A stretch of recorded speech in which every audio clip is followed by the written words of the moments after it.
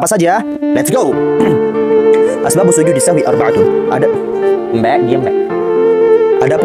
Adapun penyebab sujud sahwi itu ada 4. Kalian dengar ya suara kambing?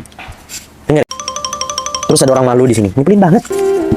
Nih, apa saja di antara keempat perkara tadi itu? Al-awwalu tarku ba'dhin min ab'adis salati aw ba'dil ba'dhi. Yang pertama adalah meninggalkan satu sunnah ba'd dari banyaknya ba'd salat atau sebagian dari ba'd. Bingung kalian? Begini, saya sengaja sebenarnya ba'd ini artinya kita gak susah bagi teman-teman sekalian ketika mengartikan ba'd menggunakan pengertian bahasanya. Ada sunnah itu terbagi menjadi 2. Sunnah itu terbagi menjadi 2. Ada sunnah ab'ad, ada sunnah hayat. Apa saja sunnah ab'ad? Di episode selanjutnya kita akan membahas apa saja sunnah ab'ad. Salah satunya adalah qunut.